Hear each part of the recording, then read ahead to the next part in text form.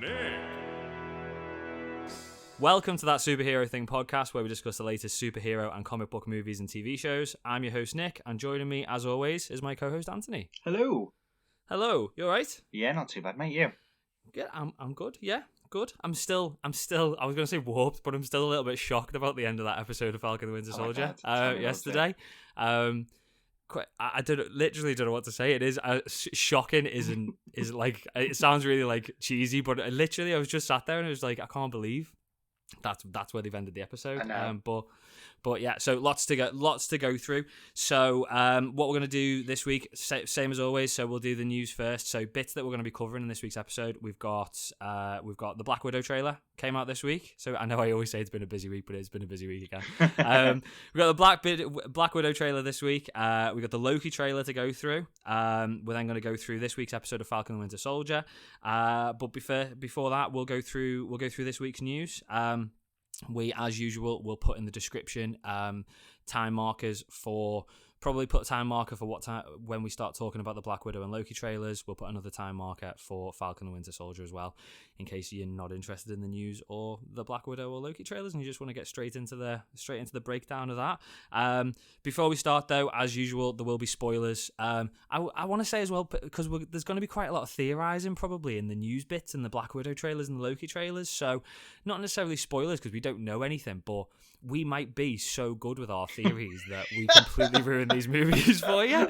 So based on our track record, spoilers, though, it's based on our track record, it's all going to be a load of rubbish, Yeah. and it won't be anywhere near what's going to happen. But yeah, potential spoilers. Let's start off with potential spoilers. We might all be right. I'm just covering ourselves. Fair. So let's get straight into the news. So DC news first this week.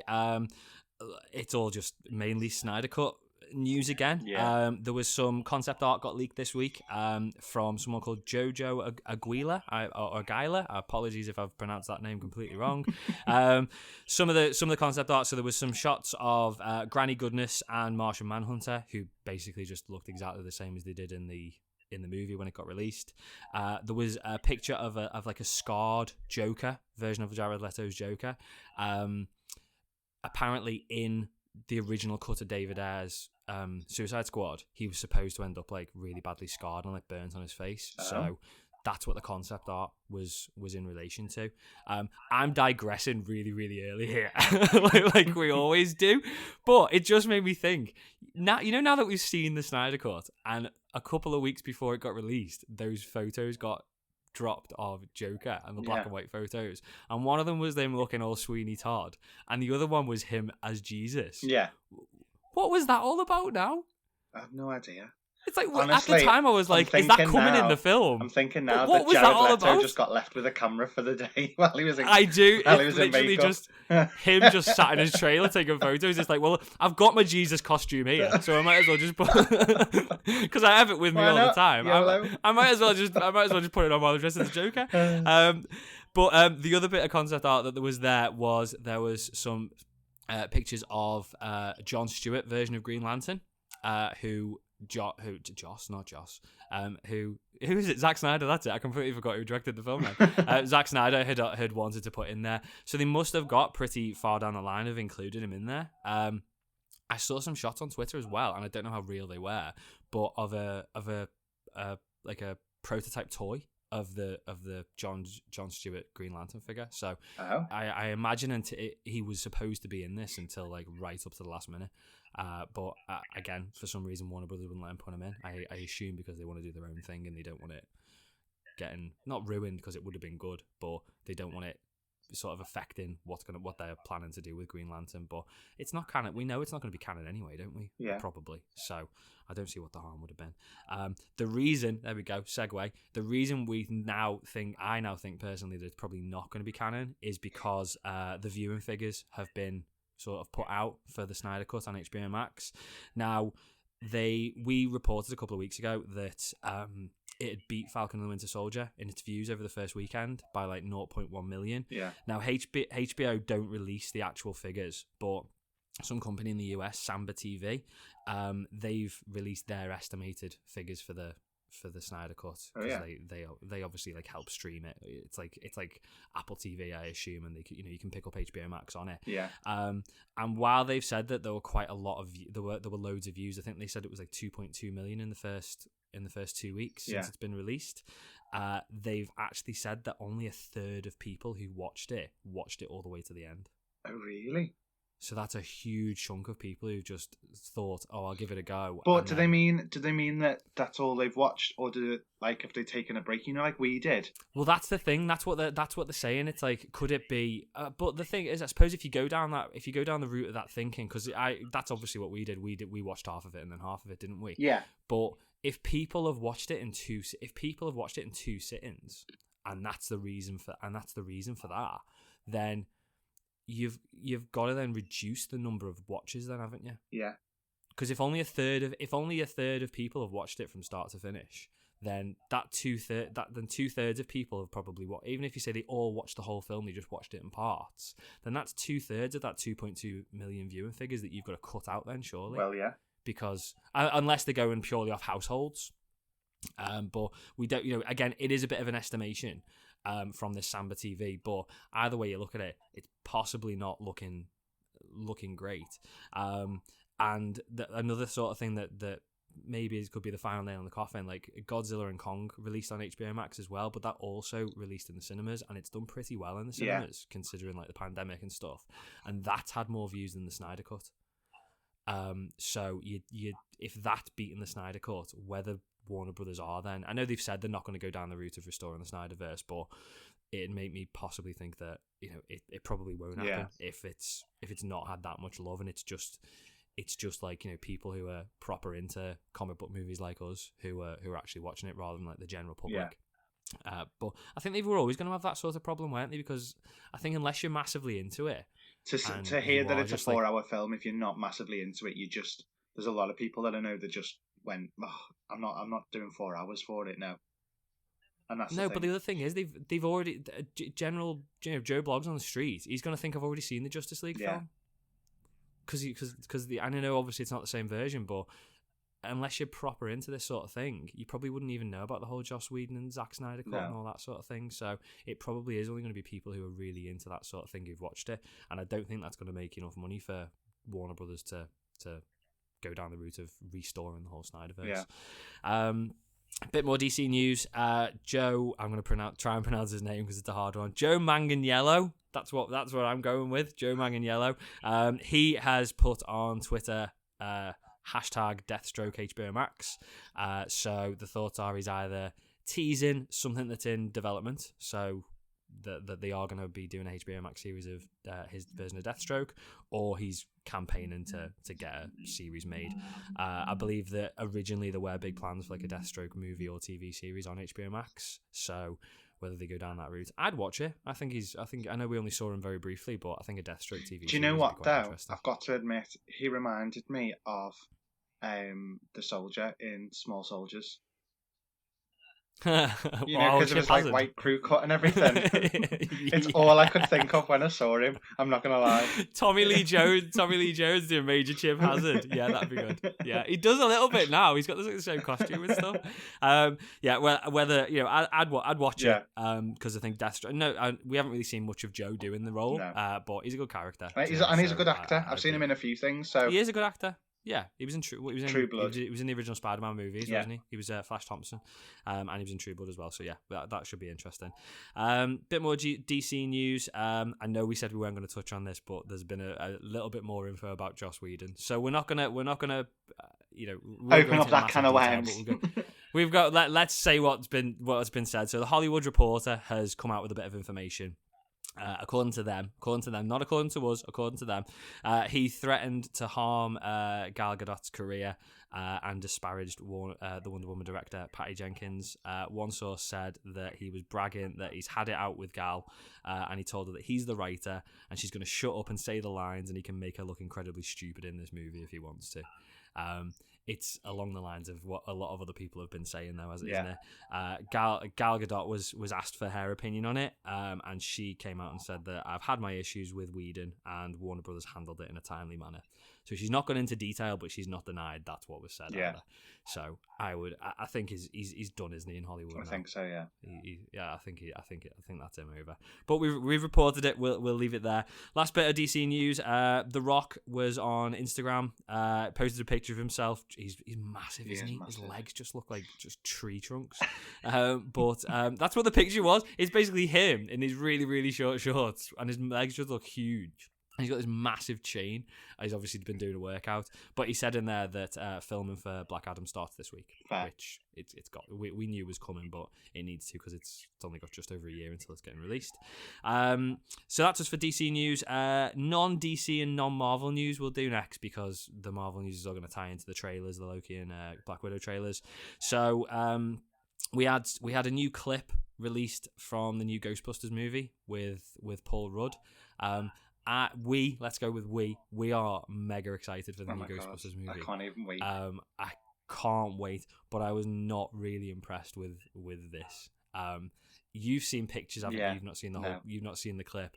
It's Paul Rudd walking around like a supermarket, and he walks past a pack of Stay Puft Marshmallows, and then the bag rips open, and a little tiny Stay Puft Marshmallow Man, like super cute Stay Puft, comes out of it, and he tries to poke it in the tummy because he's like, "Oh, they're cute," and he bites his finger, and then there's just like loads of little Stay Puft Marshmallow Men like running around the supermarket causing havoc, but doing like stupid things like making themselves toasting themselves on a gas burner and stuff like that, and all laughing and giggling, and just like it's too. I don't know if I like the tone, and I know the original Ghostbusters was a comedy, and that that's what it was aimed at, but it's got it seems to be going along the same sort of tone as the reboot that they did, which wasn't a great film. So I thought it was going to be going like a bit more of a darker and grittier tone for the movie, but hopefully we're wrong, and it's going to be. It's going to be good, but I wasn't massively impressed. You didn't. What you said you didn't like it. What, the fact that they'd released it? I just think like if it especially if it's like a bit of a homage to the original and stuff like that as well. Like the whole point of that is because there was the whole Marshmallow Man in the first one, and it's like don't give everything away before it comes out. That's what annoys me about films, and that's what annoys me about a lot of trailers now. This is why I like the Marvel one. The Marvel ones tend not to give anything away or even mislead you, whereas most other trailers you're just getting the best chunks of the film, and I just think it ruins it. Do you know what the one thing for me was about the original trailer on Ghostbusters that I loved was just the fact that we heard the siren of the Echo One. As soon as I heard that, Ecto, I just absolutely went back to being a kid and having that toy. I had the toy that made the noise and everything. I had the car, it was amazing. And that for me is enough. That's enough to pull me in straight away. And I was just. But it's been a long. I think they needed to release something because it's been so long since they did. Because it was supposed to be out last summer. It was supposed to be out last July, and it's been put back a whole year. So I suppose rather than releasing a whole trailer with loads more new footage. That potentially is going to ruin something. That's why they've chosen to release this clip. But I just don't think this was the clip to release. But maybe you might even find it's not even in the film. Might not be. Do you know what I mean? I wouldn't be surprised if it's just like, because I didn't think at first it was. Yeah. When I was watching like the first 10 seconds of it, but hopefully I'm right in that. Bit more news we had. I can't believe we're talking about this, but I'll be quick. We had some photos of them filming the Powerpuff Girls movie. I'm surprised they're filming this. This has all seemed to move quite quickly. It has gone dead quick. I thought it'd be months till they start filming it, but they've started filming it. We've seen the three Powerpuff Girls doing filming. They're just wearing they are just wearing the Powerpuff Girls costumes. It's like you're seeing some girls walking into a Comic-Con dressed as them. It is, isn't it? Yeah. I don't really know what to think of it. I like the fact that that they're not turning it into something different. They're probably they're going down that route of giving them the original costumes. But yeah, we'll see what happens.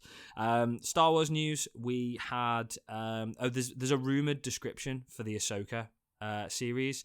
It says I think it's take it with a pinch of salt whether it's real or not. It says on the hunt for the evil Grand Admiral Thrawn in the hopes Ahsoka is on the hunt for the evil Grand Admiral Thrawn in the hopes that it will help her locate the missing Ezra Bridger who disappeared with Thrawn years ago. Again, I think we talked a couple of weeks ago about Ezra Bridger potentially being in it, and Mina Masood has been rumoured to play him. This could potentially be confirmation that he is in it, and that's the route that they're going down. But that's there's whether it's a real description or not, we don't know. Other than the Black Widow and Loki trailers, we had a couple of other trailers drop this week. The first one was Jupiter's Legacy, which is the new Netflix show. I'd seen a poster for this, but I'll be honest, I forgot that the trailer was coming out. Thank you to the Terrible Hook on Twitter, who reminded me that it was there. I did watch it. It looks good. It's based on a Mark Millar comic. Or graphic novel, I think. Yeah, it's a group called the Union or something, isn't it? Is it? Right, okay. So, but he did Kick-Ass and Kingsman. He wrote the comics for those, so I assume it's going to be... And they've got like a very distinct tone, haven't they? Yeah. So whether it's going to have the same sort of tone, because normally... I think Matthew Vaughn directed the first Kick-Ass and the two Kingsmans, but he's not involved in this at all. I mean, I thought maybe if he's not directing, he might be executive producer or something. Well, there's a few coming out, isn't there? Doesn't look like he's involved at all. Because you've got like, is it Thunder Force? It's coming out with Melissa McCarthy. That's not Mark Millar. No, sorry, no. I mean, I just meant like Netflix TV as shows. And superhero stuff. And superhero stuff. Yeah, there's since The Boys, there just seems to be more of a route of kind of more obscure stuff. Well, that's what the Terrible Hook was saying to me on Twitter. He said, and do you know what? I didn't even tell you this, but he said he'd quite like to know what our opinion is on all the fact that there's like so much superhero TV series at the moment, and you've just walked straight into it, which is good. I didn't even mention it. I didn't even mention it to you. But I think it's good for us, isn't it? It's good because we're into that sort of thing. But as I said to him on Twitter, the only problem is it's like trying to years ago. It's like if you were into this sort of thing, like superhero TV shows and comic book movies, it's very much a niche. Yeah, but you could watch it all, and I think it is still a niche to a degree. Yeah. But there's just so much of it. It's like trying to fit it all in. It's just like it. I mean, like we feel like we've got to try and cram as much in as possible since we started doing the podcast. But it's hard. It's hard to watch it all. Yeah. It's like Invincible on Amazon Prime. I've watched the first 3 episodes of that, and it's really, really good. But I'm struggling to fit in episode 4 and 5, which we will do. I haven't started watching that actually. I'll get on. I thought what we could do, kind of an announcement, if you're all right with it, is we've got the finale of it's dropping weekly like Falcon the Winter Soldier, but the finale of Invincible is a week after the finale for Falcon the Winter Soldier. So I thought what we could probably do is, after the Falcon Winter Soldier finale episode that we do, the week after we might do a full wrap up of Invincible and just get that all watched in a week and do a bit of a review of that, because it seems to be quite popular as well. But Jupiter's Legacy trailer anyway, we've digressed as we normally do. It's like you said, it's I didn't know they were called The Union, but it's the main actors that I picked out was Josh Duhamel, who seems to be like the Superman sort of character in it, and then Leslie Bibb, who was in Iron Man 1 and 2. She's one of the other superheroes, and it just looks like it's like a group of superheroes who 90 years ago got given superpowers and became like this ultimate like Justice League type team called the Union, and now it's their kids who are sort of taken over. But it looks a bit like one of them, like one I assume the daughter of one of them is very much like keeping up with the Kardashians, like doing photo shoots of her, like lying on a car and stuff. So I think it's going to be quite like gritty sort of thing, like realistic. Like how do you sort of cope as a kid with your parents being these superheroes and then having to try and live up to it? But it looks good. And I thought, I didn't know whether it was a series or a film, but it looks like it's going to be a series. Fair. Whether they drop it weekly, I would imagine they'll just drop the whole series, because Netflix don't really go in for the weekly drops, do they? But that's good, because it means we can get that all wrapped up and done rather than having to wait week by week for each episode. Another trailer, which again we thought we'd mention, was the Space Jam trailer dropped this week as well. So Space Jam, A New Legacy. We all know what the story's going to be. It's LeBron James having to go into some weird universe where he has to play a basketball game to get his son back, it looks like, from the trailer. That I got real like Ready Player One vibes from this, because of like all the Warner Brothers characters in the background, and I think I hope it's not. I hope it's going to be. I mean, I know it's a kids' film, but I hope it's going to be a decent film, and it's not just Warner Brothers saying, "Let's just throw loads of nostalgia at you." Yeah. Hope you like it, because there were loads in there, like Yogi Bear's in it. The clock, all the characters from A Clockwork Orange are in it. Pennywise is in the background, the mask's in the background, so it's like they are properly throwing like everything they've got into it. But I'm sure it'll be fun. The first one was a classic, wasn't it? Yeah. So it should be good. Marvel news. You had a bit of Marvel news that I hadn't seen about. Is it Disney World, Disneyland? Oh yeah, so Disneyland are about to release they've just released the first footage of like the Avengers camp. So it's a whole new section now that's dedicated to the Avengers. It's supposed to have a proper superhero feel. They've used all sorts of brand new technology never before been used as part of the rides to give it a more authentic superhero feeling. There's a section called Web Slingers. And it's all about Spider-Man, obviously, and stuff like that. Yeah. It looks like it's going to be pretty cool, to be fair. You know, they won't do anything by half, will they? Especially kind of as part of the Disneyland franchise, because they've opened up new worlds constantly, and the level that they go to is just amazing. But even just from pictures alone, it looks fantastic, to be fair. That does sound good. I've done the Marvel like Islands Adventure in Florida. Oh yeah. And that's dead old now. It's like 15, 20 years old. But even back then, that was absolutely brilliant. Yeah. So that should be good. Disney, if you're listening, you want us to fly out. You want to fly us out and we'll do a review and cover the opening. We're quite happy to get involved. Yeah. Oh my God, yeah. With that, yeah. We'll find time in our schedule to fly out to the US to do it. Sound. So a bit more Marvel news. James Gunn was on Twitter, sort of bigging up Guardians of the Galaxy 3. I think a fan asked him if he could give him any information about it. And he said, our designers and visual development geniuses are busy creating new, fantastic designs of other worlds and alien beings. I'm not sure the galaxy is big enough for all this magic. This one is huge. I'm excited. Now, I don't know whether he's trying to... I've read far too much into this, but I've like picked apart what he said. And obviously he's saying like how big it is and how huge it is. And the galaxy isn't big enough, so I'm wondering whether it's going to tie into the multiverse at all, with him saying the galaxy isn't big enough. And he says the magic as well. He says the galaxy isn't big enough for all this magic, so I wonder whether it's going to potentially tie into Doctor Strange. And then the other thing that got me thinking as well is, obviously with it being like space-based, I think probably one of the reasons Marvel went down the route of Guardians of the Galaxies originally was because Fox owned all like the space-based properties like Silver Surfer and Galactus. Yeah. And don't get me wrong, Guardians of the Galaxy clearly worked, but it was very random characters, obviously, that Marvel owned, and they wanted to get into the space side of things because they needed to bring Thanos in. Yeah. But it does make me wonder whether we're going to maybe start getting a look at that sort of thing, like Silver Surfer or Galactus, because Galactus would be an amazing bad guy, obviously, to be like the next Thanos, wouldn't he? Yeah. So hopefully that'll be it.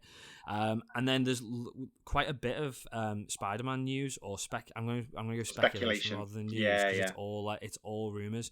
So and a lot of it linked on No Way Home. So the first bit of news was that a Spanish actor called Roger Pera. Now he dubbed Tobey Maguire's lines in the original Spider-Man trilogy, and he's basically confirmed in an interview that he is going to be working in some way on No Way Home. Now, when I first read this, I thought, is he stupid? Because the guy who did Evan Peters' lines leaked the fact that Evan Peters was in WandaVision and he got sacked. Wow. I did think, is this, what's he thinking? But somebody, I think it came out yesterday, he also, which is quite big news potentially, he also dubbed Jake Gyllenhaal's lines in the Spanish version of Far From Home.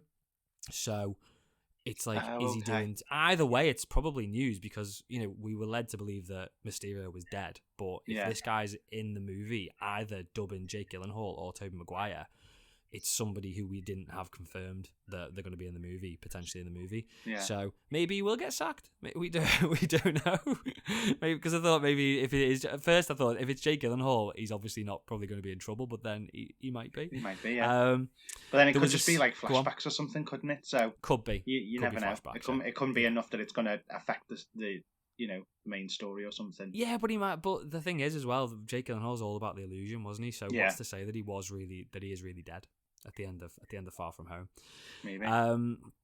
We had a little bit of news. There was a set photo, or not set photo, a photo appeared on Twitter or Instagram, I think it was, and it was part of the set for No Way Home that's now obviously finished filming, and it was a bus shelter ad, and it was a picture. It's like a cartoon picture on the ad, but it's the Statue of Liberty holding Cap's shield, and it says meet New York City's newest Avenger.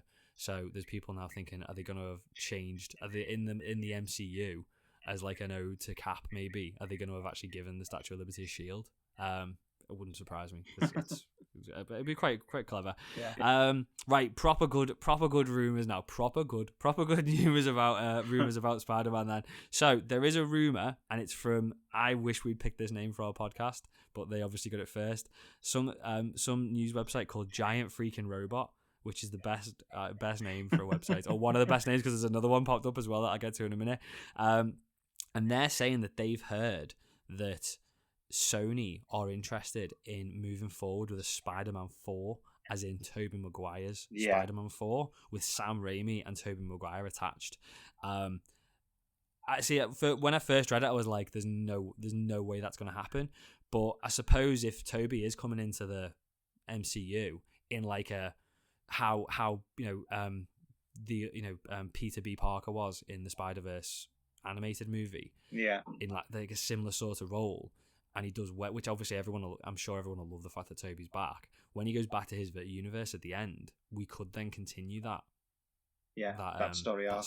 Yeah. And the thing that got me thinking was, firstly, there's been in the trailer for the Morbius film, there's a poster with Spider-Man in that movie, and it is the Sam Raimi Spider-Man in that poster. Yeah. Which makes you think, is that tied to that Spider-Man? Is Morbius set in that universe? And maybe Sony's plan, because Tom Holland did say that Sony and Marvel had come to a new agreement. Maybe the agreement is that Marvel can sort of carry on their universe with the Tom Holland Spider-Man. Yeah. And then maybe Sony can then do their complete alternate universe with another Spider-Man. And to be fair, it's similar to what DC are doing. DC have obviously got this, this Justice League, it's not, Snyderverse isn't canon, but they're moving forward with that universe. And then at the same time, they've got the Joaquin Phoenix Joker, they've got the Robert Pattinson Batman, which is clearly a different Batman to what we've seen with Ben Affleck. So they're going down the route of having separate universes within the one. So maybe that's the way that's going to go. What would you think of that if we had Spider-Man movies with Tobey Maguire moving forward and Spider-Man movies with Tom Holland? I think, I'd actually probably quite enjoy that. I would, because there's the potential that they could cross over again and things like that. And it's always, even if it's not them crossing over, but like for an episode, you see Benedict Cumberbatch in the Tobey Maguire one all of a sudden, because he's had to pop over because something's going down. Do you know what I mean? It's that kind of thing. Marketing wise, for both Sony and Marvel, it gives Sony a leg up at the very least, because Sony haven't had the most successful past with Spider-Man, and this could be the thing that kind of pushes them into kind of having a better story arc, basically. My biggest thing about it would be that, because I'm not particularly looking forward to this Morbius film, and if we can not, I might get completely proved wrong, but I just think the whole look of it is not, in my opinion, not great. I'll watch it, obviously, but if we can not have that as part of the MCU at all, and it can be a separate universe, and even though Venom was quite enjoyable, that cannot be part of the MCU, that'd be great for me. Because the other thing is, we could then get an MCU Venom. Yeah. And the Tom Hardy Venom could be a completely different Venom, and we could get an MCU Venom and let Kevin Feige rhymes with beige, got it in. Let him do his thing with Venom. But I think that'd be good. And I don't think it'd be confusing to audiences either, because of the way Marvel set things up. Yeah. And they play the long game with it. So I think they could get away with that. Last little bit of Spider-Man news then. Again, it's another rumor, but it's been rumored that Christopher Daniel Barnes, who did the voice for the animated Spider-Man, so our Spider-Man from when we were kids, is going to have a cameo as that Spider-Man in the Spider-Man sequel. That'd be cool. Now, whether it's true or not, there's some people saying that he was just asked in an interview whether he'd like to do it, and people have sort of run away with that as a rumor, but that'd be amazing. I'd love him to be in it as not just a cameo, but I don't see why they couldn't just throw it. If we're going to be looking at even more universes, I think it'd be great for them just to, as a bit of a nod, just to put him in it. But that'd be good. We've had a bit of another rumor, and again another amazing name. So there's an animation site called Bubble Bladder. Again, we should have picked Bubble Bladder for our podcast name. Amazing. Brilliant. And they reckon that an animated Deadpool R-rated series is in the works for Hulu, starring Ryan Reynolds in the lead role. And that's what's being discussed at the moment. I'd 100% watch that. Okay, An animated Deadpool, that'd be absolutely brilliant. And the fact that it'd be Ryan Reynolds as well, rather than bringing somebody else into it. When you think about the fact that in brilliant. the Deadpool films, like they have the animated like little stupid clips at the end and stuff, don't they? You know, like when the credits run up. So it worked quite well if it was following on from that kind of thing.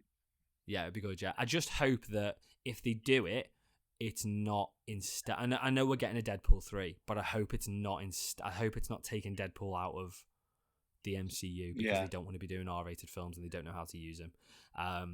So I hope it's on the side of that. But you could quite cleverly do it because he obviously breaks the fourth wall all the time, so we could refer to the fact that he's in the animated version and in the MCU. I would imagine it'd probably be quite similar to because there's the Harley Quinn series, isn't there? Animated series with Kaylee Cuoco. And I've not watched that, but that seems to be doing quite well. Seems to be quite popular, so I would guess it'd be along those lines. And then last bit of Marvel news, a little bit of Marvel news before we go into the trailers. Deadline are reporting that Renee Elise Goldsberry, who was in Hamilton, has been cast in it as somebody called Amelia in the She-Hulk TV series that's coming to Disney Plus. I think the speculation is that she'll be playing somebody called Amelia Vogt, who in the comics was a mutant, which again would be great if we're starting getting mutants. Yeah. And in the comics she was a mutant and she was a sword agent, but she used to have constant run-ins with She-Hulk. So again, that'd be good if we can get if I don't know whether I'll be a little bit disappointed if that's the show that introduces mutants, rather than it being introduced in like, I don't know, it'll be a good show, but rather than being introduced in maybe like a movie. But if it gets mutants into the MCU, that'd be brilliant. Right, so should we do trailers? Yeah. Should we do the trailers? We won't break the whole thing down like we do with the Falcon the Winter Soldier. We'll just sort of we'll go through like maybe like the main points of it and what we saw and what was new and all that sort of stuff. So should we do the Black Widow trailer first? Let's do Black Widow. Yeah. This is like what, fourth or fifth trailer now maybe because of the delays. I thought it was really good though. It sold it. I wasn't bored of it. I know a lot of people were like, oh yeah, I'm not bothered about Black Widow. I'm not excited for it anymore because of the number of delays. And I wasn't really not excited for it, but this got me more excited. I thought this was a really good trailer. I like the fact that I liked the little bit at the start when she had like the little flashbacks to the previous like Avengers movies and the Civil War, and it was seeing the lineup at the airport and all that kind of stuff. That was really good, yeah. And just like the little, it's like I don't think it was in the main movie, but the way just that she like looked to I don't know if it was in the movie in Civil War, but the way she sort of like looked to the right as if like she's telling the story, she's like putting herself in amongst these people. And it's like, and she says like, this is my family now, or this is one of my families, but we're, going back to the original family. There was loads of new footage, particularly the footage with all of them being like really young. So looked a little bit. She looked a little bit like Quicksilver. Did she have like blue hair? She had like a weird color tint to her hair and like this yellow t-shirt on. But what what got me thinking was in those little bits of footage, she's younger there. I mean, there's footage of her with Rachel Weisz's character and David Harbour's character when she's that young, but that's obviously before she got dragged into this whole Dreykov's Red Room and stuff. So it makes me wonder where it's going as a story. Yeah. So we see that. So we see young Alexei, David Harbour, who's the Red Guardian, and then we see Ray Winston as Dreykov, and obviously Natasha is one of Dreykov's daughters. So we see him in it, and he's telling Taskmaster to bring her home in the trailer. And I thought at first, is he saying like bring Natasha home because obviously because she's so not powerful maybe, but she's doing so much with the Avengers, he wants her back. Or is Taskmaster going after Florence Pugh's character of Yelena, and maybe Black Widow's now stepping in because she doesn't want hair getting dragged back into the Red Room. But yeah, it looks good. I think from the trailer it's probably going to be Natasha and the rest of them, and like Alexei and Rachel Weisz's character, which is I think it's Melina, is it? Can't remember what her name is. So Melina, Rachel Weisz's character is called Melina. So I think it's going to be those trying to save Yelena from Taskmaster. We still don't know who Taskmaster is. They've kept that quiet for a long time now. Yeah. as to who it is. I think there's rumors. One of the actors in the movie, a guy called O.T. Fagbenley. He is playing a character called Mason, who in the comics is or in the comics or in the movies a Shield agent. And there's rumors that he's going to be the one behind the mask, but it's not a Shield agent in the comics. In the comics, it's a guy called Tony Masters, who's just got this ability to replicate anybody's. He can literally watch somebody in a fight and he can instantly just replicate all their moves. I think he's been in Spider-Man cartoon and the Spider-Man game as well.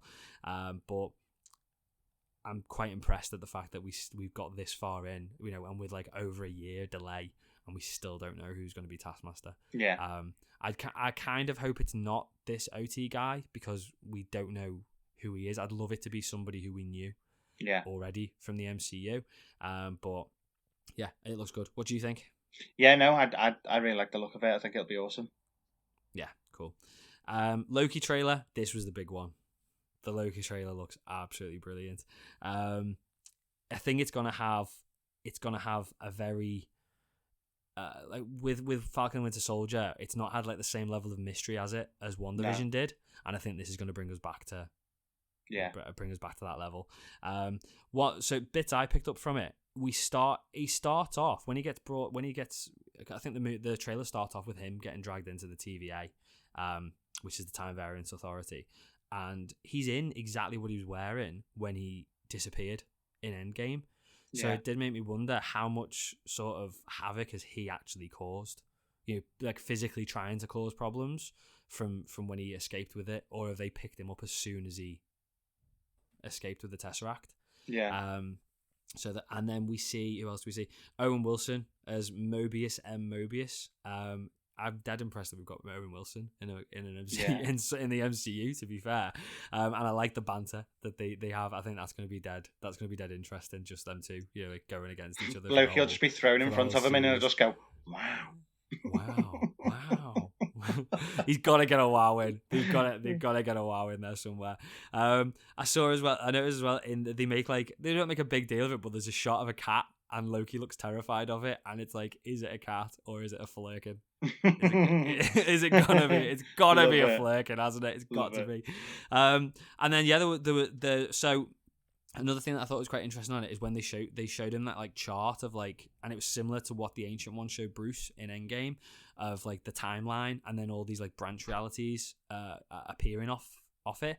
And again, it's got me thinking: has Loki gone and done something? He's actually proactively done something to ruin all that, to do all that and create all them, or is it literally just been created from either him disappearing with the Tesseract, which is what Owen Wilson says in the trailer, or could they all be like the little branch realities that Steve Rogers has done from when he's been going to all these different timelines and taking all the stones back? So that'd be quite interesting if it tied into, because we don't know a lot from the trailer. Clearly, it's like a 2-minute trailer. It doesn't really give much away at all.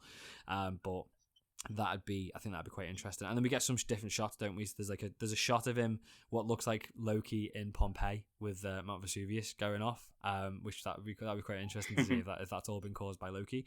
And then we see a shot of him in what looks like New York, I assume after the Battle of New York, but New York's been like completely destroyed. And I wonder whether that's the result of him taking the Tesseract away. Oh no, because it can't, because it was after the battle, wasn't it, that he disappeared with the Tesseract? But yeah, so I don't know. It'll be quite interesting to see if all the I suppose it's not the multiverse, is it? But it's potentially going to be the first look at alternate realities. So and we know Kevin Feige said it's going to tie into Multiverse of Madness, so that'll be really good as well. And there's a shot which a lot of people have been speculating about with and it's Loki sat down, and there's a girl sat in front of him with short blonde hair, and I think a lot of people are speculating that's Nat, and he's found Black Widow. But for a start, she didn't have short blonde hair when that happened. But I think there's also rumors that it's going to be Lady Loki. So it's going to be a female version of Loki. And again, you're definitely getting into like multiverse and alternate realities then. and whether she's then going to go forward in the MCU instead of Tom Hiddleston. I don't know, but yeah, I'm really excited for that. I can't wait to start going through. I mean, when is it? June 11th of June, I think it comes out. Yeah, I think so. We're gonna have a bit of a gap, unfortunately, between Falcon and that. Clearly, was supposed to be filled with Black Widow. But yeah, it's all changed. But yeah. So I'm really looking forward to that. Any thoughts? Go on. Any thoughts on the Loki trailer? I'm really excited for it.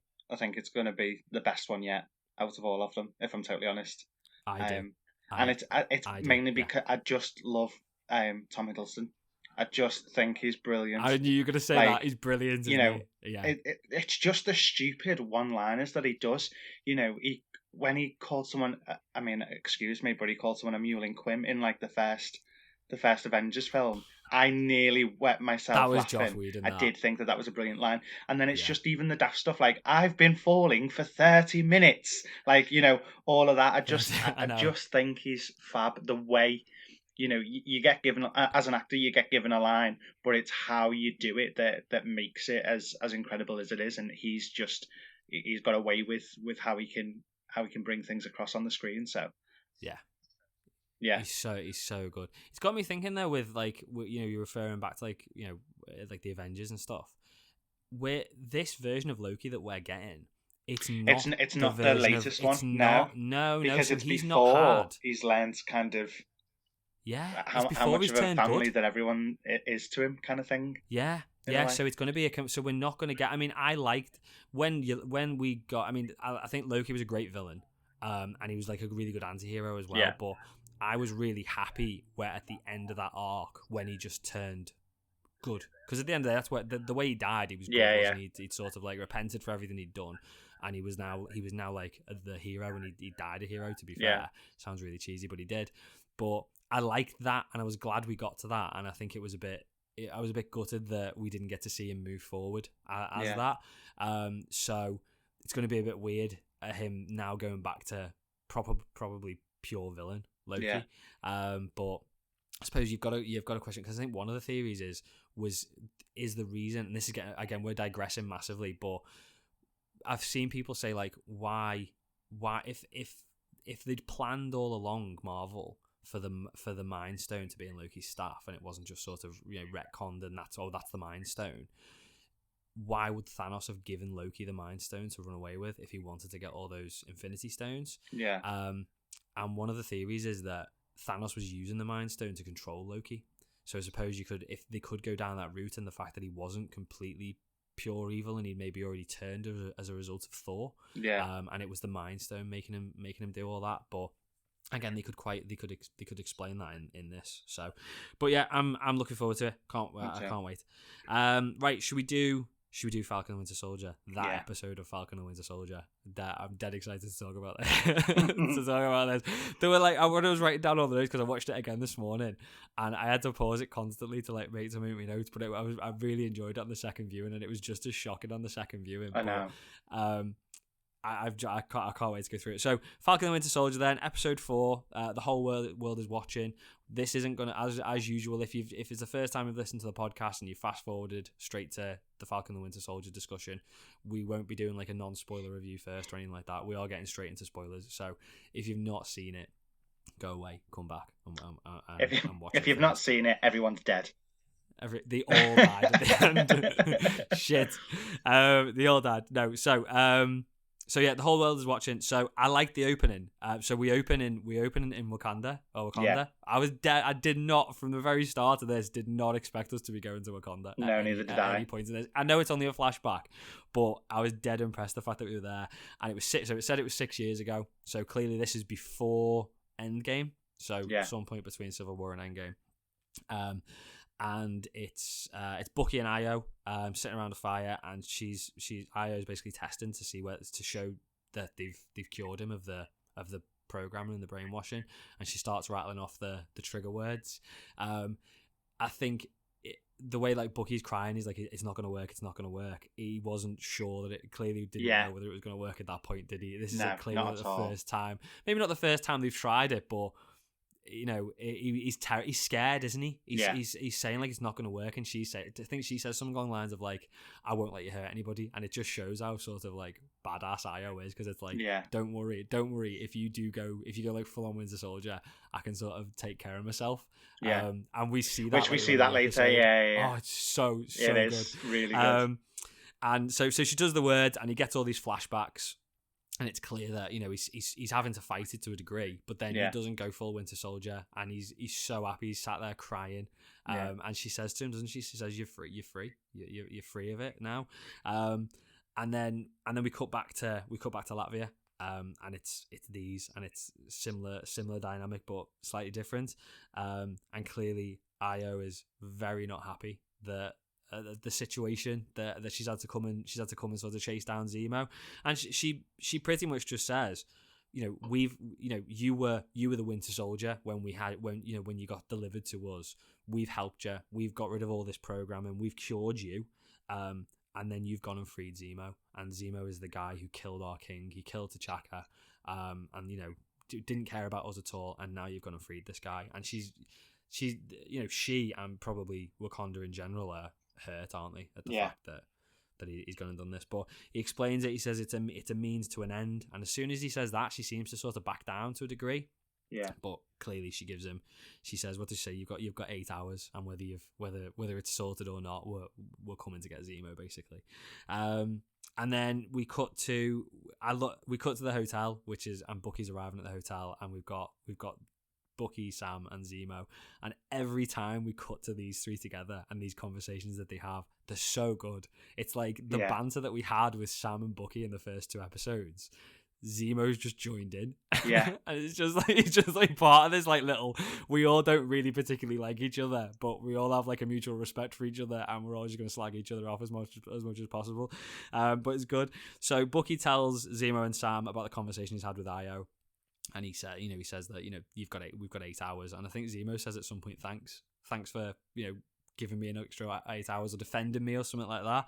And Sam's like, I thought it was a bit of a weird conversation, because Sam's like, I'm not, we're not defending you at all. You killed Nagel, and then Zemo says, well, let's not deliberate about what may or may not have happened. And Sam's like, well, you shot him. You just shot him in the head. And I suppose it's Zemo's like to a degree, and we see like we see touches of like reminders of why he's doing what he's doing in the episode, but it's his like slightly screwed up. I love how much he's made himself at home as well. I know, he's just like isn't he getting out of the shower? Like he owns the place, and then he's searching for sweets around the house and stuff. Like, but he does, doesn't he? Yeah, I assume it's like a hotel. That's the way I've read it. It's like this, but it's like he used to visit. He mentions it, doesn't he? He used to go there when he was a kid, like he was royalty, and they used to visit these places. Yeah. And so at that point, Bucky tells Sam and Zemo that Carly's blown up one of the GRC depots. And there's I think 3 people dead and 11 people are injured, and she's got a list of demands. And if the GRC don't do as she says, then she's gonna kill more people. And that's when Zemo, and he's kind of, to a degree, he's kind of like the viewer, isn't he? He says to Sam like, you are gonna have to kill Carly. You're gonna at this point she's gone off the rails a little bit. You're gonna have to kill her. And he's basically saying to Sam, have you got what it takes? Are you gonna be able to kill this girl? Because you're gonna need to step up. And there's a few other bits, and it kind of leads to my theory, maybe a little bit. This week's ridiculous theory from me. I feel like he's testing Sam. Yeah. I feel like he's asking him these questions to sort of see what his reaction is. And he's sort of testing him to a degree. And he said, and this is when he starts talking, because Sam says, she's a kid. She's not a super soldier. She's just a kid. And that's when we get quite an interesting bit of, not information, because it's not information, but like an opinion from Zemo. And he's talking about like the fact that all super soldiers are supremacists at the end of the day. So he says anyone who wants to take that serum to become a super soldier is doing it because they've got a supremacist attitude and they want to be better than everybody else, and that's why they want to take it. And we see that, don't we, with John later on in the episode. And Bucky says, well, not everybody falls into that category, because Steve wasn't. Steve didn't become a nutter and go crazy with the power and stuff. Yeah. And then Zemo says, well, there's never been another Steve Rogers. And it's kind of, and he's right. and he's sort of, proving a point. But at the same time, he's kind of acknowledging that Steve was a good guy, as much as this guy Zemo is a baddie, and he was the villain in Civil War to Steve Rogers' hero of the movie. Yeah, he's kind of acknowledging that Steve was a hero and he was a good guy. And then we have a bit of this conversation about Sam's TT. And there's all like Bucky's like, what the hell's a TT? Yeah, that was funny. And he explains, doesn't he, that like when she was such a big figure in his neighborhood that when she died there was like a massive funeral and everyone sort of like spent a week having like not parties, but it was like a week long period celebration of her life. Yeah. That's it. Yeah, that's a much better way of putting it, Anthony. Well done. well done for helping me out on that one. And then and Zemo says, doesn't Zemo like throw? He throws like a Turkish delight to Sam and says, your TT would be proud of you. And then we cut, and then you see him like with the whole pile of Turkish delight, which clearly comes into effect later on.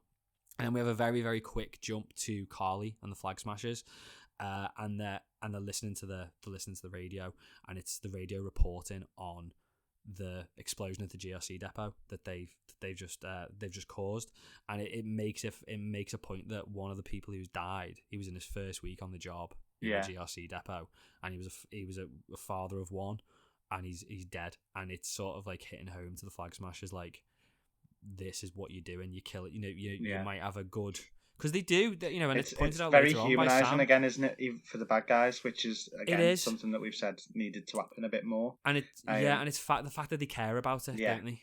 Yeah.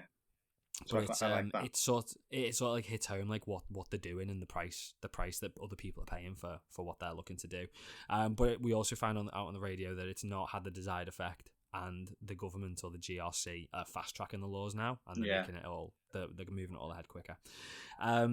So then we cut back to, we go back to Sam and Bucky and Zemo, and they're out having going around the town in Latvia, and they're trying to basically find out if there is a funeral for this Mama Donya, and if so, where's it going to be? And Bucky and Sam are trying to ask people. Just hitting brick walls. No one is interested. No. Yeah, no one's interested. The guy says to Sam, like, we're not refugees, we're displaced people. Internationals or something, they say, don't they? That's it, yeah. And he basically says, we don't trust you. The GRC haven't kept up their end of the bargain. They said they were going to provide us with food and supplies, which clearly they had, because Carly blew up the depot and it was full of 6 months worth of supplies. And I think she says when she blows up the depot, she says, there's enough supplies here for 6 months. And you kept it from us. And then the guy says to Sam, we've not had any supplies for 6 months. So it's like, it's not that they literally, those 6 months of supplies were at that depot. And yeah, Carly's now destroyed it, but the GRC are withholding that stuff from them. Yeah. So, specifically to try and make life harder for them, really. Yeah. And then we get this weird, and then so after Sam doesn't get anywhere and Bucky doesn't really try, he just walks up to people and goes, Donya, do you know what I'm talking about? No, sound bite. It's like, I can't be bothered with this mission. I'm not really interested. I tried. So then we see Zemo, and he goes up to these kids. Oh my god, it was Bar, creepiest Black thing Sheep. I've ever heard in my life. That was like, I'm sorry, it was pedo-y. It was creepy as hell. He's walking up to these kids. I didn't go down that I'm sorry, route. but he's walking up to these kids singing Bar Black Sheep, and then he offers them sweets. It was weird. All he was missing was the transit van in the background. Like, that's it. I took it as, I thought it was creepy, but I was going down like, it was like Pennywise, like from It. It was weird, but they did turn it round very quickly though, and which again humanized Zemo, because he says when he pulls out the sweets, it's like, do you want a sweet? Do you want a sweet? I've got more sweets in the back of my van. He says these were my son's favourite, and it just instantly turns it from. I mean, I didn't read it the same way as creepy as you did, but it to be fair, it did turn it at that point. But I think it was partly the accent as well as with the singing. I think it just and he's got quite a deep tone anyway, so it was just weird. It was weird, but then as I said, with him mention, as soon as he mentioned it was his son, it humanized him again straight away. But it kind of like, and I didn't even really pick up on it the first time I watched it. Was when I watched it the second time. It sort of like makes you remember why he's doing this. Yeah. And he's done bad things and he's killed people and stuff like that. But he's doing it because he's, I guess, similar to Carly in the Flag Smashers. He's doing it because he believes it's what's right to do. Yeah. He lost his son, and it's, you know, loads of people have died as a result of what the Avengers have done. And like he said, like, you know, people are trying to be super soldiers and be supremacist. And it sort of confirms that message as to why he's doing what he's doing. But he says he gets the information that he wants out of these kids and this little girl, and he says, don't trust Bucky and Sam. Or he points to them and says, don't trust them, they're bad men. And again, it's just gives him leverage, doesn't it, at the end of the day, which he points out later on. So we go back to the hotel, and Sam and Bucky, I think, are having a conversation at that point, and Sam's confirming to Bucky, he says, like, you know, Carly's not wrong in what she's doing. She's wrong in the way she's doing it, but she's got the right idea. Yeah. And he agrees. And I think it's off he the actually says he agrees. Guy. Yeah. He agrees with what she's doing, but then Bucky's saying, means. like, you know, that you can't, the end doesn't justify the means, I think Bucky says. And then Zemo comes in and he says, look, you know, I know there's a funeral taking place and I know it's today, but he won't tell them. He won't explain where he is because he wants his leverage. And then so again, it goes back to the banter, but Bucky basically stands up to him, doesn't he? Does he knock a glass out of his hand or something like that? And some the tea, the cherry blossom tea. He knocks the cherry blossom tree out of his hand. And Sam says, "Don't do it. Don't rise to it. All he's going to do is that stupid head tilt." And then you just see Zemo's head straighten up because he's like realised he's doing that stupid head tilt. And I thought that was quite good. And then Sam phones Sharon and asks her to basically use the satellites. Can she get hold of satellites and just watch to make sure that, I think it's to make sure that John Walker's not causing any. Oh, is that's further down? But he wanted to keep an eye out for her. Yeah. And she gives him some info at that point. She says that the power broker went apeshit when Nagel got killed. Yeah. And he was his golden goose, and he wants Carly, and he wants the serum. I still think as a result of that, I know we talked about this in our theories last week, I still think she's the power broker. I don't. Don't you? No, because I sat down last night and watched the first 3 episodes again with my mum. Okay. And I noticed something that I don't know why I didn't pick up on it the first time round, but when it was all first kicking off, she gets a text and it says, "I want what's mine." Carly and then, does. And then it was basically something like that. So who else would she be getting it off if it wasn't the power broker? Well, she is getting off the power broker. She's got it off. No, I think she's robbed it. I don't know. Doesn't she robbed it from? She robbed it from Nagel. Oh, I don't know. Actually, there's more to this as well. And it's not part of my ridiculous series, so we'll go through it. But I think there's. And I think it gets confirmed later. I think this whole thing is being orchestrated. Don't know whether it's all being orchestrated by the power broker. Yeah. Somebody else, one of our Twitter followers and listeners, she's got a theory on it, and I think she could be right if Sharon isn't the power broker. But I do think this whole thing is being there's somebody else sort of handling this whole situation. Puppeteering it a bit. Puppeteering it. That's it. Yeah, let's go with that. Okay. But I think there's like little mentions of it later on. So after that, we cut to Carly and the Flag Smashers. Again, one of the Flag Smashers. Carly and this, I don't think we get his name, but one of these guys. And she says to him, "Am I making? Is it like a graveyard or something, or a little monument?" And she's saying, "Am I making a mistake by making loads of other super soldiers?" And he pretty much says no, that you're not. I think you're doing the right thing. But he mentions that when he was a kid, he was a massive Captain America fan when he was younger, and he compares her to Steve and says, you're a super soldier and you're doing the right thing. And it's weird because he sits there and says he was a massive Captain America fan when he was younger, and he's the one who gets topped by John Walker at the end. Yeah. And it's like a massive fan, and now he's been killed by the new one. And she doesn't agree. She says like the shield is like a symbol of what used to be. And if she got hold of it, she'd destroy the shield. And it made me think, is she gonna end up with the shield? No. At the end? No. Why not? Right. What's to say that if Sam ends up as Cap, he's gonna have the shield? He doesn't want the shield. He could still be the new Captain America without the shield. The shield is obviously she can't have the shield. She's murdered innocent people. She can't have the shield. I won't have it. Yeah, but I won't have it. Yeah, but she could end up being a young Avenger. and we could end up going down a completely different path with like Patriot and stuff like that. I know it's Eli Bradley in the comics, and we've seen Eli with Isaiah, but what if? And it's a ridiculous theory, I suppose. It's not my ridiculous theory, but it did make me think. What if we end up with her going down a redemption route, and she ends up because she doesn't want to kill Sam, does she? And we know that later, further on in the episode. But it did make me wonder. I wonder if she'd end up, maybe not with the shield, but if she's going to end up joining like as a young Avenger, because at the end of the day she's a super soldier. She's got superpowers, hasn't she? She's a superpowered individual, so she could, if she ends up coming back to the good side, shall we say. I wouldn't be surprised if she ended up a young Avenger. So then where do we go now? Oh, so we go back to Latvia. I think they're in Latvia anyway, but we go back to Sam and Bucky in Latvia, and our favourite person, John Walker, rolls up, giving it all his like I'm in charge sort of bravado. Him and Hoskins, and he's not happy, and he tells Sam and Bucky that he's not happy that he broke Zemo out. And they obviously know, they've got an idea as to where Carly is, and they know Sam and Bucky will know where she is. He just wants to go in all guns blazing. He just wants to go in, try and attack her, arrest her, stop the whole thing. But Sam's not having any of it. Sam says no. He wants to go in. He wants to reason with her. He can talk her down. It's what he used to do. He used to talk to soldiers with PTSD and people who've been in this sort of situation, so he feels he can talk her down. And he's not going to take orders from John Walker. He's not his boss. And even Hoskins, even Lamar agrees. He's like, John, if Sam can talk her down and we can solve this whole situation without any bloodshed, I suppose. Yeah, let's let him have a go. And he backs down, doesn't he? And then that's where Zemo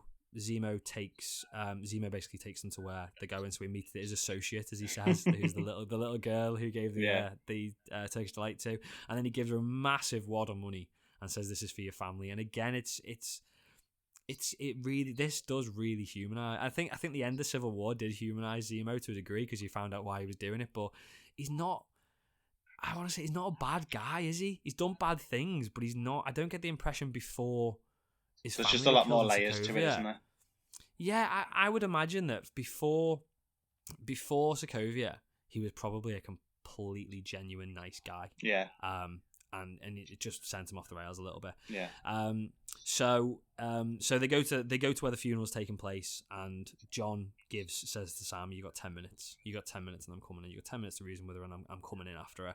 And he handcuffs Zemo to this machine. And then we see the funeral.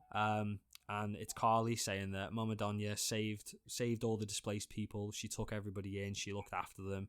And at the end of the day, when the blip happened and half the population of the Earth disappeared, we weren't different countries. We were all one people, and we were one world, and we were all working together to sort of cope with what had happened. And she and again, Sam's already said it, but she's right. And then all of a sudden everyone's back, and they've all been kicked out of their homes and stuff. And you do, again, not the way she's trying to do it, but she's on the right. She's trying to do the right thing in her opinion, isn't she? And I suppose it'd be hard to argue with her ideas of it. And then I think we see, like, I think the whole scene is like it's jumping back between John waiting to go in and Sam talking to Carly, but basically John's itching to go in. It's like he's on. I know he's not at this point. He's not got any serum at this stage. We now know, but he's going he's got like a bit of a tick, hasn't he? And he's like he's like fidgeting. He's it's dying like he's to go been and on some himself. sort of drug that's just like it is, isn't it? It's like he's taken something. But I know obviously we don't get into that at all. It's not sort of mentioned, but Bucky pointed out later, isn't it? He's crazy. He says, "I know crazy because I'm crazy and he's crazy." But he's itching to go in, and Sam does a really good job of talking Carly down. He says he completely agrees with her motives, but not the method. He's in a similar position. He's come back and he's found himself his finances, his sister Sarah's finances. They've been just dropped into this world, and they're having to sell the boat, and the bank won't give them money. And he's in the same position as Carly, one of these displaced people to a degree. Yeah. But he's just saying, look, you can't do it the way you're doing it. And he says to her, "You're becoming a supremacist." He says, "My friend or somebody I know explain this to me with regards to the supremacist. And he said, you're becoming a supremacist. And she is. The way her attitude, like later on when she talks to Sarah on the phone, she knows she's got power now. And she's starting to become a bit cocky, isn't she? And then that's when, and I think while he's talking to her, John has a bit of a, not run in with Bucky though. And he says, I'm going in. And Bucky just stands in front of him. And it's like John fully well knows, and he says it to her. He says, "Oh, you're all good, aren't you, with all that serum in your veins?" Yeah. And it just shows he's just jealous, but he's fully well knows that he can. He's got a proper inferiority complex. That's the problem. He has because he doesn't think he's good enough, and he's not. No, he's not. We know he's not, and that's why he ends up doing what he ends up doing at the end. Yeah. So anyway, I assume the 10 minutes is up because I'm guessing Bucky wouldn't let him go past if it hadn't been the 10 minutes. And John bursts in, saying like, you're under arrest. Carly just knocks him on his arse in one hit, which again just goes towards his inferiority complex. And then tries to run away. Bucky again, it's he chases after her, but it's just he replicates everything she does. Yeah, jumping down the stairs and all that sort of stuff, and jumping up the stairs to get to. And again, it's showing that Bucky's on the same level as her, but clearly John isn't. Yeah, and I do wonder, and again, I'm digressing a little bit. I feel like there's a lot of comparisons through this episode. This probably being one of the first ones, as to where it's showing the difference between Bucky and John. And it's Bucky's got the power, but he's not an arsehole with it. Yeah. Whereas John hasn't got the power, but he is an arsehole, and he's going to be if he gets the power. Yeah. Because there's a few little moments throughout there, and it does get me wondering. And I know the theory and the concept art all point to the fact that Sam's probably going to end up being the new Cap. Yeah. But it does make me wonder what's going to happen with Bucky as to whether whether there might be two Caps, and whether that's the route we're going down. It wouldn't surprise me if there ended up being two, and they were both. But I think Sam's definitely going to end up as Cap in the end. But they seem to be teasing the fact that Bucky could end up, as having maybe the shield or something. Yeah. Anyway, so Carly gets away.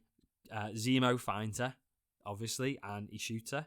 And then he finds all the serum on the floor, and this again, it just shows what his motive is. He just smashes it all. Them. I was so shocked.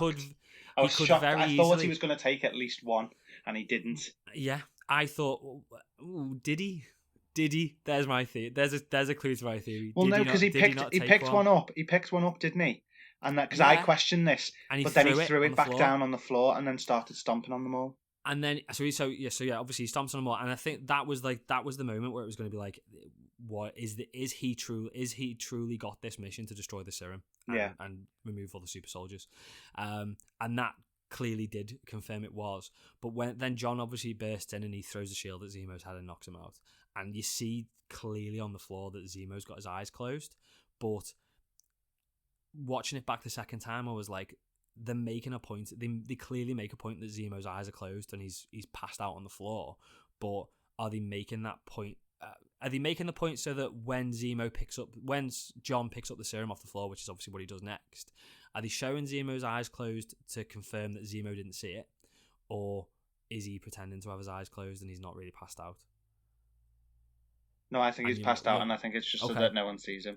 That's what I think. I don't think he is, and you'll find out why I don't think he is when we get to Ridiculous Theories. But okay. I don't think he is. I don't think he's passed out. So anyway, John finds the serum and he looks at it and he puts it in his pocket, and clearly we know we knew where that was going at that stage, at that point anyway. And then that's when Sam and Bucky come in. Carly gets away, and we cut to Carly with the rest of the Flag Smashers, and one of the guys says, she says, what happened to the serum? And he says it's all been destroyed. There's none of it left. And then they're basically having this conversation about how they need to carry on going, and they're still stronger than them because there's 8 of them, or probably 7 of them now. So they're still stronger and they can still fight it. And that's when, again, this is one of the bits that's got me thinking: is this all being orchestrated by someone?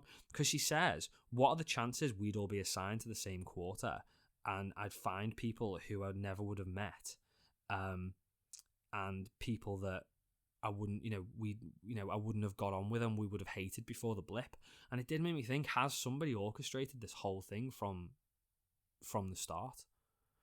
But then it's like, what would that? Because their purpose at the moment is to bring it all back together, is to go back to the pre-blip, to the blip world. But I suppose if they all came together in the blip, or when did they come together? When did this little group of Flag Smashers? What's she referring to? Is she referring to? Could she, when she says, you know, what are the chances we'd have all been assigned to the same quarter? Is she talking about the quarter that they were assigned to during the blip, or where they've all been assigned to after the blip and they've all been kicked out of their homes? I'd assume it was after the blip and they've been kicked out of their homes. I assumed at the time it was at the time of the blip and they'd all been put in the same place together. But now thinking about it, talking about this point and this potential that it's being orchestrated, have they all been put together? Well, I think the idea is that everyone had more freedom in the blip, and that's why it was kind of, you know, there was free roam from country to country and stuff like that. So why would they be put into quarters? In that time. So I think it's post blip. So it's going to be the fact that when everybody came back, all the displaced internationals, as it were, when they've put up the borders again, they've been like, well, you shouldn't be here. And then so they've been the ones that have been put into quarters. And they've all been put together. Yeah. And now they've all got this serum and they're fighting somebody. So who put them all together? That's the thing, isn't it? So that's it. Has somebody assigned them all together? But then would that have been someone as well? I thought that was part of what the power broker might have done, which is why he knew that she's got the serum now and stuff like that, and saying I want it back. Maybe. Yeah. But it does make me think that somebody's playing, got a bigger part, maybe the power broker, maybe somebody else. Yeah. But somebody's playing a much bigger part than we thought. And then I think a text comes through, doesn't it, at that point, and it's the power broker, and he basically says, I want my serum back, or it's a bit more wordy, but I want it back or I'm going to kill you. That's it, isn't it? And then Carly says, right, puts a plan together, and the plan is basically to separate Sam from John Walker and then kill Cap. Or kill John Walker, clearly, because she doesn't want to kill Sam if she doesn't have to. That's how I read it. So then we go back to Sam and Zemo in the hotel, and this is another moment where I think there's a lot to read from this conversation. So Sam's on the computer and he's messaging Sharon, and he's basically saying, "Don't let, if John Walker comes anywhere near."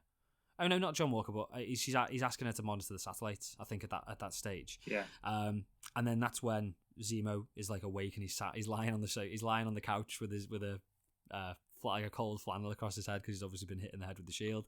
And he starts asking Sam questions, and he says, "Have you ever been offered the serum?" And Sam just shuts it down and says, "No, I wasn't." And he says, "If you were offered it, would you take it?" And he just instantly says no. And he says, "I'm very impressed. There was no hesitation there whatsoever." Yeah. And I think there's a lot. I think that's a very, very important conversation. And then he carries on, doesn't he? He says, you're gonna need to. He reiterates. He says, you're gonna need to kill Carly because she's gone off the rails. And again, Sam's saying, no, I'm not gonna do it. And then I think that's when Bucky comes in, and that's what we said. Like Bucky says, John's crazy. John, he says to Sam, you shouldn't have given him the shield. Steve didn't give him the shield. He's crazy. I'm crazy, so I know crazy. And then that's when John bursts in, like proper mood. He is a mood, isn't he? Yeah. He's just a mood, and he basically says, right, we're done. We're wrapping up. I'm taking Zemo. You're going to do as you're told. And that's when Sam just stands up to him and he's like, no, you know, the only thing you're running in is your mouth, he says. I love that. And then John puts the shield down. He's like, should put the shield down? I mean, you're going to go at it, you know, the two of us. And he's proper putting up for a fight. Like that moment, it's like, I will fight you, Sam, because I'm in charge. Yeah. And it's probably only the Dora Milaje that stop that happening. Yeah. And the end scene was very shocking, and it's very hard seeing the end scene, but this was the best scene in the episode. The best scene in the episode. Probably the best scene in the series, to be fair. But I think this is the thing that confirmed what he was going to do next. So I think the fact that these three women with no powers have come in and absolutely kicked his ass within seconds has just tipped him over the edge. It's infuriated him. Yeah, and it's clear at the end. I mean, we'll go backwards through the scene, but at the end when he gets beaten up, he says, like, he's sat there and he's just talking to himself, and he's like, but they weren't even super soldiers. Yeah. And it's like he's had his ass kicked by these. And don't get me wrong, you know, they're not just normal women, are they? Clearly, they are like elite. Yeah, the best of the best, but they're not super soldiers. No. But he's just like, he's shocked that he's had his ass kicked. But the start, because there's a few bits I picked out and thought were really good at the start. So he says, I think Sam says, like, to him, you don't want to argue with the Dora Milaje. And he says, well, the Dora Milaje don't have jurisdiction here. And Ao says, the Dora Milaje have jurisdiction wherever the Dora Milaje find themselves. And it's like, shut. I was like, just like, shut down. Best line in the whole It was series the best so line far. of the series, wasn't it? It's dead good. And all he does is he just touches her shoulder as if to be like, shut up, love. And he just takes him to pieces. Yeah. And it's basically, so he gets his ass kicked. Hoskins gets his ass kicked. And then Zemo's just, I love the fact Zemo's just sat there with his coffee. Honestly, if they'd have replaced it with popcorn, that would have been it for me in the scene. I'd have just pissed myself. Yeah. That was brilliant. And then Sam's like, Bucky, you need to help. You need to get involved and help. And he's like, you're doing well, John. Come on, John. Well done. Like that. Yeah. But then again, it's sort of, and this is another bit that sort of like reiterates like the difference or the parallel between Bucky and John. Because Bucky steps in at that point, doesn't he? Yeah. And it's John again is trying to fight these the Dora Milaje, and he can't do it, but he'd quite happily just take them to pieces if he could. Yeah. Whereas Bucky probably could take them to pieces, and it's just using defensive moves. And he really. but it's so easy for him. Yeah. He doesn't look like he's putting in an effort at all, but he's proper like trying to manage them. Until obviously we find out that there's a failsafe in his arm, and she just does this like little thing on his arm, and it just drops to the floor. And that's obviously been planned from the start. The look on his face is just brilliant. Yeah. But that's that, and I don't think he had his arm. I don't think at the very start he had his arm on when she was doing the trigger words with him. No. But it just shows that even though he's a powerful guy, they've still got a power over him. But the only thing I'm thinking though, because his arm changed, didn't it? The Infinity War. So did he get his new arm in Wakanda? Yeah, he did. Yeah, he got Carla's sister. Was that at the end? So it would make sense that they would know the failsafe then, wouldn't it? If they were the ones that made it makes perfect sense. I just didn't think that there'd be one there. I just hadn't thought that they'd put a failsafe in that arm in case he ever turned. Yeah. Or in case he ever did something he didn't want to do. But I thought that was good. And do you know what the other thing? Before we ended up with John getting on the floor and saying they weren't super soldiers. Yeah. Sam gets involved in the fight, and I think they kick off on Sam, and he proper handles himself against the Dora Milaje. And I know they're not super soldiers, but he does. Yeah. And considering John just gets his ass handed to him, and Hoskins does, Sam doesn't, and he proper stands up to them and doesn't get his ass again, kicked. it's another thing that shows the difference between Sam and John Walker, who. But they are both at the same level in the same fight. That's what I mean. It's supposed to be. He handles it. Yeah, and that's why Sam is an Avenger and John Walker shouldn't be. I think it comes down to the attitude, but also the fact that Sam he's not. There's a modesty to John's it. Got. Yeah. He's got the. He's not just going in like I'm gonna fight you. He's like he's thinking about it, and it's a last resort every time. Exactly. He's a fighter who never wants to fight. That's the difference. That's the best way to put it. Which is what Steve was like at the end of the day, isn't it? Yeah. So anyway, after that scene, they find out Zemo gets away. That's the other thing that we didn't touch on there. Zemo gets away. Sam says he pulls an El Chapo. And I think that's the last time we see Zemo. Because the thing is, he obviously got away previously, didn't he? When John Walker handcuffed into the thing, but he comes back. But he's done what he needed to do now, so he's away, and I'm sure he's obviously going to come back at some point going forward. So then we go to John and Lamar having coffee in like a mall or something in Latvia, and this girl comes up to him and says, "Can I have your autograph?" And there's this whole sort of thing of when you're going to get sick of that. And this again is it's a parallel to the conversation that Zemo's had with Sam about like, would you take the serum and all that sort of stuff. And we find out here that, and I know we already thought John's obviously crazy and he's not as good a bloke as we're made out to think. Yeah. But this is when we find out he's not as good a bloke as we get to think. And the first thing is him saying like, he's asked Lamar, would you take the serum if you were offered it? And Lamar's like, of course I would. And John obviously would want to take it as well, clearly. And he says like, what if I go crazy? What if it made me crazy? And I don't think Lamar knows he's got the serum at this stage, but he's saying like, what if it made me bad like these guys? And he says like, it makes you a super version of yourself. So like Steve Rogers didn't go bad, you wouldn't go bad because you've got 3 medals of valor or something. Yeah. And that's when he says like, yeah, but the things we did in Afghanistan to get those medals of honor didn't feel like good things. So what did I don't know whether we'll ever find out, but what did he do in Afghanistan? Yeah, because he's obviously done something bad. He's clearly tore through like innocent people to do what he had to do.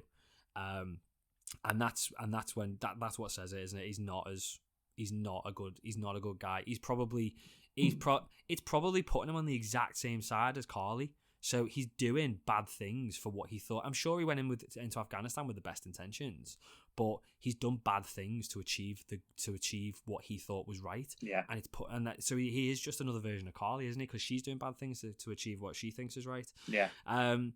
And then, so after that, we go to Sarah, and Carly phones Sarah, and it's just a brief conversation. She basically she tests her a little bit, doesn't she? And she's very she's doing like she's playing the supremacist card very well, because she's like, I'm in charge. The attitude of the call, and she basically says that tell Sam to come and meet me alone, or I'll kill you and I'll kill your kids. That's it.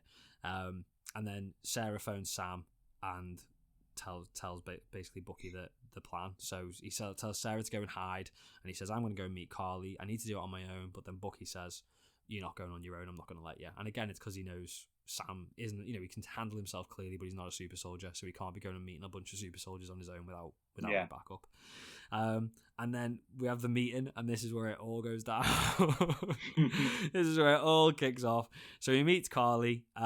She basically says, join me or leave me. Or it's similar to the conversation that John had, not the last episode or a couple of episodes ago, because John says to when John's gets them out of the police station, he says to Sam and Bucky, help me find Carly, and if you're not going to help me find Carly, stay out of my way. Yeah. And this is basically what she says. She says, help me do the mission or stay out of my way, or leave, otherwise I'll have to kill you, but your death will be meaningless. And then Sharon phones Sam, doesn't she? And she says John Walker's on the way. And then there's a little bit of a scuffle. So Bucky drops down, and she takes Bucky out in like 2 seconds. And then Sam takes Carly down, which I thought was quite. So again, I know we've seen him sort of like handle himself in the episode, but he puts her on her ass and sort of knocks her down, and she looks quite shocked, as a result of it. And then we go to John. So John's now at the Flag Smashers base, and Lamar gets taken prisoner very quickly. Yeah, because clearly he's not a super soldier. And then John fights one of the Flag Smashers, and that's when we see the shield go flying into the wall, and it penetrates this wall, doesn't it? And that's it. Like, and it again, yanks it out, no problem. Yeah, and it's like Isaiah when he threw the tobacco box into the wall. It's that, and it's just like, right, this is the sign that he's a super soldier now, and we knew it anyway. To be fair, I say I knew it. I didn't think he'd have turned into a super soldier this early. I thought it'd be the next episode. I didn't think it would, because we didn't see it happen, and I thought we'd end up seeing the whole. Oh, he's in pain and he's becoming a super soldier, and like his veins burning, and we didn't see any of that, so that did surprise me a little bit. And then Bucky and Sam arrive, and we just see John just tearing through the Flag Smashers, like proper super powered. He's just like, they're not a problem, are they, at all? He's like bending pipes and all that sort of stuff. And that's when Sam says, what did you do? What have you done? What have you done to yourself? And he knows he's turned himself into into a super soldier. And then that's when we see, again, another sort of like parallel. We see Bucky fighting a Flag Smasher, and Bucky could kill. And I think there's multiple that we see him fight someone later on as well. And he could kill these guys, and he doesn't. Yeah, it's like he could quite easily just take, tear their heads off and all that sort of stuff, and he doesn't do it. And at one point later on, he like throws a knife at him, and he purposely misses the Flag Smasher's head. And again, he could have done it if he wanted to. Yeah. And then they all end up in a room together, don't they? And it's John, Bucky, and Sam fighting the Flag Smashers.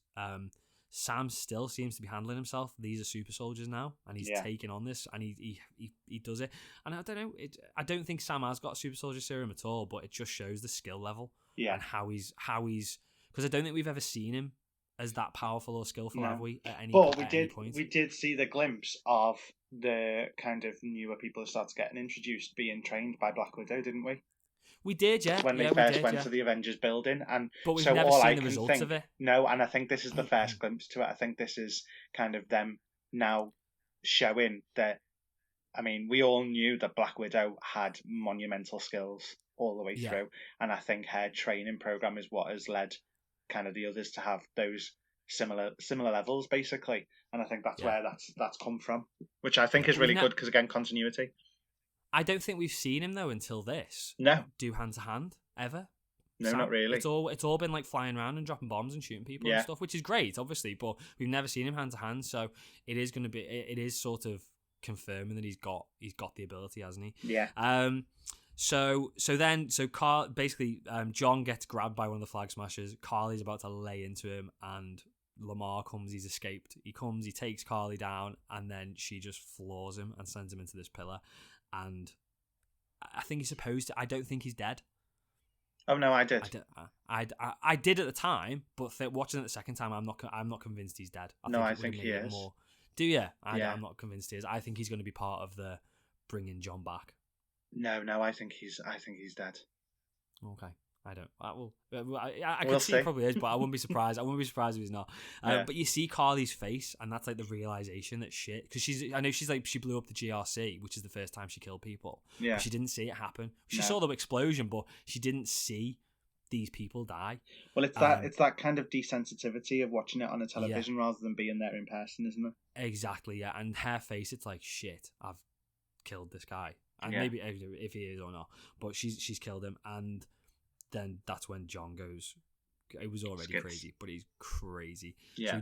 So he just jumps out the window, like 3rd-story window, completely is okay with the fall. Does the superhero landing, which really angers me. Does the superhero? Did he? I didn't even notice that. I didn't even pick up on that. He did the one knee landing on the car. Bastard. But to be fair, Gina Carano did that in Deadpool, and we know she's not a superhero because she's proven that. But we digress.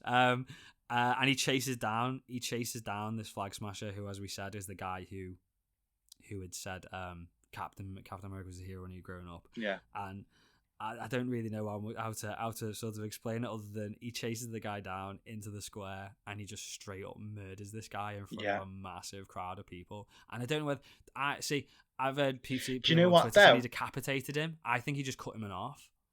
Oh, I thought it was decapitation, but the reason I think that is because if you look at that, it's mirrored from Civil War, the fight between Steve and Iron Man. So when he's about to do it and he stops himself at the last minute, doesn't he? And that shows again the difference between the two Caps. He could, because he could have decapitated him, and he doesn't. He smashes the arc reactor. Yeah. So I get that. Yeah, and that's it. We just see people standing there filming. And John sat there with the shield covered in blood, and that close up of the shield with the blood on the bottom of it was just amazing.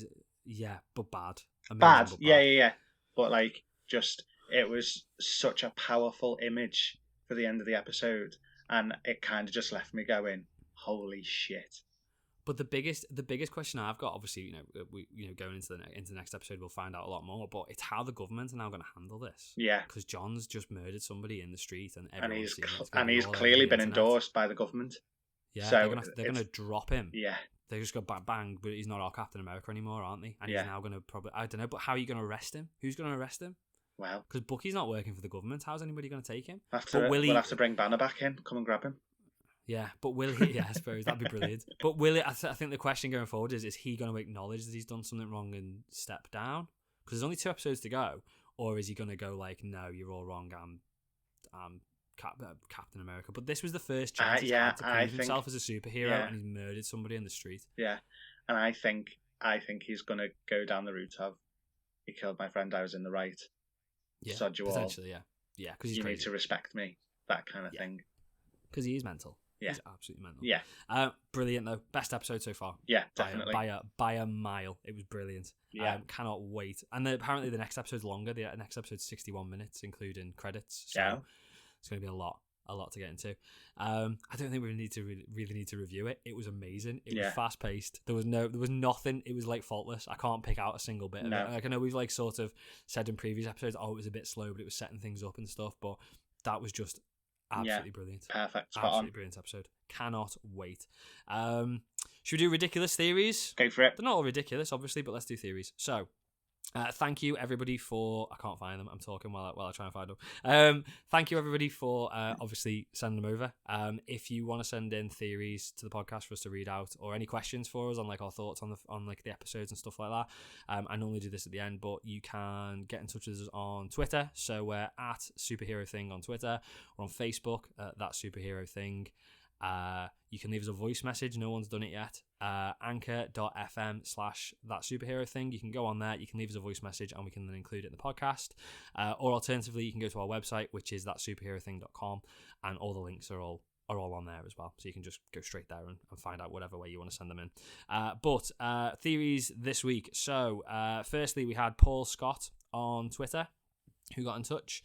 I like this one. He reckons that Sharon Carter is the power broker as well. Okay. So these theories all came in before this week's episode. So okay. apart from mine, because I've seen it. So he reckons she's the power broker. He also thinks she's a Skrull. Which I think would be a very good twist. But he reckons she's a Skrull. He says at the end of WandaVision, there was obviously Skrulls there. And we're obviously getting the Secret Invasion TV show coming on Disney Plus, and he reckons that that's implying that there are Skrulls like walking among us, and that there's loads. We know that's going to be the case with Secret Invasion anyway. Yeah. But that's the way he's going, and he thinks that after the lack of a big twist in WandaVision, because there wasn't, to be fair, no, he reckons that it's trying to lull us into a false sense of security, and that this is going to be a lead into Secret Invasion that Sharon Carter's a Skrull. There's obviously not like much evidence there to suggest it or to confirm it, but I really like that theory. I think that would be absolutely brilliant, because at the end of the day, that's what she was introduced, not as a Skrull, but she was introduced as not who she said she was in Winter Soldier. So I think for her to end up being a Skrull, I think that'd be really good. Yeah, I like that theory. We had Lana on Twitter. Again, this was after the last episode. And when I saw this episode, I was like, it can't be true. But I actually I think it could still be true. She doesn't reckon Sharon Carter is the power broker. She reckons that she's doing the right thing, and she's been sort of put where she is as part of like the CIA to sort of manage things from there. She reckons though that Zemo is the power broker, and Zemo's running the whole thing. Now, when I watched this episode, I was like, well, it clearly can't be anymore, but I'm still going to mention it because obviously, Lana's taking the time to get in touch and give us a theory. I think he still could be, because Carly, if he was the power broker, he'd have been doing it from prison. So Carly wouldn't have met him anyway. So she wouldn't have seen him and gone, shit, you're the power broker. But also, he said, I suppose, I don't know, maybe because he said he wanted the serum back, didn't he? And he destroyed the serum. But then I suppose the question is, did he destroy all the serum? And that kind of leads into mine. But then did he want him back to destroy them? Potentially, yeah, because he doesn't want super soldiers. Yeah. He could have, as the power broker, been the one who orchestrated this whole thing. Why, I don't know, but I suppose it could have all been to... Could it be a redemption thing for himself? To try and maybe not. Negotiate the way out of prison? Well, what did he do in Civil War? In Civil War, he tried to make the Avengers. His goal in the Civil War was to stop everybody viewing these people as gods and to view these people as somebody they need to fear, which is why he sort of blamed everything on the Winter Soldier. So maybe his plan is he knew that there was because he knows all Hydra's secrets and he knew the serum was there. Maybe his plan was because he knew that this serum was out there, to get rid of it, but also while getting rid of it, make everybody around the world think again that people with superpowers are not good and they are the enemy. So not only has he destroyed the serum, but he's made it out that, look, anybody with this serum is a super soldier, is bad and they're evil and they're going to end up killing everybody. So it could. I think it's a bit of a reach now after this episode, but I could see it happening. If that ended up being the twist, I mean, I'd be shocked, but I wouldn't be like, how ridiculous. It could make sense that's it. What else do we have? We had James on Facebook. Am I gonna call him this? We had James, who would like to be called Jimmy Jazz on Facebook. Who was referred to as Jimmy Jazz. Hi, Jimmy Jazz. He gave us a few theories, didn't he? He gave us a theory about Black Widow, the the trailer obviously that's been out. Similar to what I think, to be fair, he reckons that this whole thing is sort of like a eulogy to Black Widow, to Natasha, and he reckons that it's going to be Yelena, who's Florence Pugh's character, telling the story at her funeral, and that she's going to end up being the new Black Widow, either in the Avengers or in the Young Avengers, which I think is probably the way it's going to go. Not necessarily the Young Avengers, but I think she's going to replace her as Black Widow. Falcon the Winter Soldier theories, though, he had, where the first one was that Torres, now I didn't know this, but apparently Torres in the comics, when Sam becomes Captain America, he takes over the Falcon role. Oh, okay. So he thinks that that's what James said anyway. I'm taking him as a word because I haven't read all the comics. But he reckons that he could end up becoming the, because he's been in there obviously in the show and featured, and we said from the start, didn't we, that he seems to have. I mean, he hasn't really in the last couple of episodes, but there was quite a lot of emphasis on him in the first episode, wasn't there? So I could see that if he ended up sort of taking on the role. Like when you see the first fight, he's sat there with the binoculars and he's giggling like a kid, like he loves the it. Fact that he's you can see it, that he's like properly fascinated by it. So potentially, yeah, I like that. And then his next theory. So I'm going to do this with somebody else's because I had also Stephanie on Twitter. She said she's given me the exact same theory as well. So both of them, they both think. So James and Stephanie reckon that the cameo in the next episode, we've got this cameo coming up in the next episode, is going to be Black Panther. He's gonna be the cameo that we're all shocked at. And at first I was like, well, how can it be? Because unfortunately, obviously, Chadwick Boseman's has died. But this was all filmed. The majority of Falcon the Winter Soldier was filmed before he died. Like quite a while, months before he died. Yeah. So it could be that the cameo in the next episode his last appearance is his last appearance, which I think that'd be really good if it was. Yeah. I think if we could get him back for one more appearance in it, it'd be absolutely brilliant. But I could see that happening. That was kind of I haven't robbed their theory, but one of my theory that was gonna be for this week, that was sort of like agreeing with their theory that Black Panther would be the cameo, but also that could lead to how Sam becomes a super soldier. Because they've obviously got their own version of the serum at Wakanda. They've got this plant. They've got the plant, haven't they? Yeah. Now, Killmonger, as far as we was led to believe in Black Panther, destroyed it all. But I don't believe for a second there wasn't another crop somewhere as like a bit of a backup in case that got destroyed that they didn't tell him about. So at first I thought maybe he's gonna, and as a result, give Sam the Black Panther power. Because at the end of the day, he's just a super soldier, isn't he?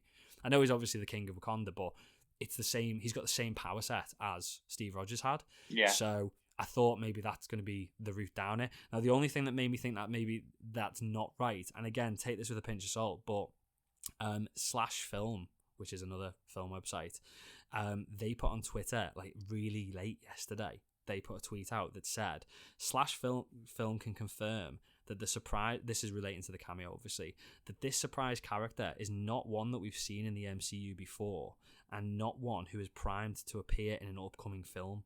However, we've learned that it's an existing Marvel Comics character who is played by a well-known performer, and this guest star must have knocked it out of the park for Spellman to hype up this upcoming episode so much.